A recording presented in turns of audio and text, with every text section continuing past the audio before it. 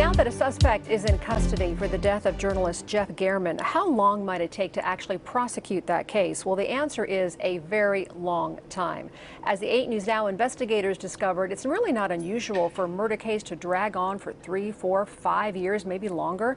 The pandemic contributed to a backlog felt throughout the criminal justice system, too. George Knapp has our story. There's not one reason why she was killed. There's not.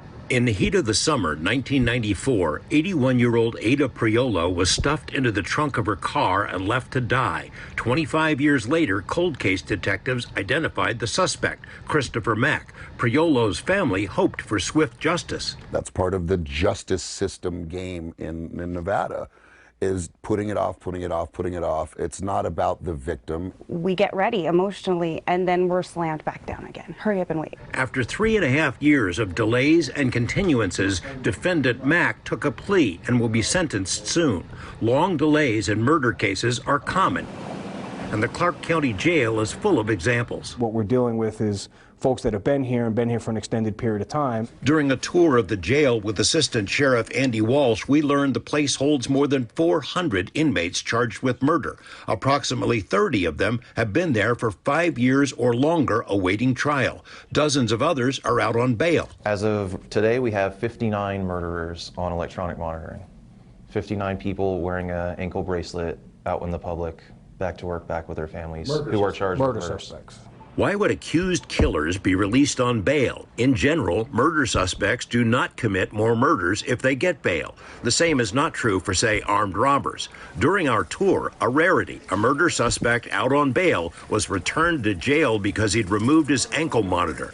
Managing the jail population is both an art and a science, and was severely tested by the pandemic. Local courts essentially shut down during the worst of COVID, creating a massive backlog in criminal prosecutions. Those effects were felt immediately at the jail. Fortunately, overall crime numbers plummeted during the pandemic because fewer tourists came to town and got into trouble, though murders and domestic violence cases spiked.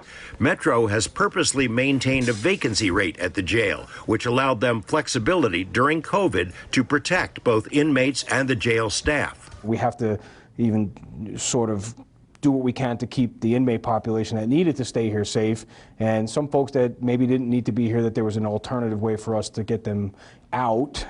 We did that, and now we're still hovering in that 30-35% vacancy factor. The COVID factor was far more evident in the courts. Trials were simply untenable for more than a year, which meant murder cases and other serious crimes stacked up. By the fall of last year, Chief Judge Linda Bell described the backlog as significant, close to 6,000 trials waiting to commence, 2,000 more than before COVID hit. In January, an edict was issued to all judges and lawyers to get busy. Judges were told to initiate at least 10 trials per category, including murder cases, and lawyers were warned to meet deadlines and avoid continuances. The prediction was it would take 18 months to get caught up. It didn't. New Chief Judge Jerry Weiss says the courthouse has been jamming. So we had a 75% closure rate.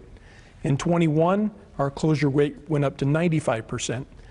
And so far in 22, our closure rate's at about 122%, which means to me that we are substantially getting back into the cases that have been aging over time. Did you do this? Did you commit this murder? Murder cases, including the pending prosecution of a public official charged with the stabbing death of journalist Jeff German, won't be hindered because of COVID, but still could take years to complete. Weiss says judges assigned to homicide cases tend to be more lenient with both prosecutors and defense attorneys because the stakes are so high. DA Steve Wolfson says that when a possible death sentence is on the table, it's better to do it right than to do it fast, so that verdicts are not reversed during inevitable appeals. Murder cases are going to take longer because there's so much at stake, and rightfully so. The defense lawyers have a job to do. They need to investigate their cases.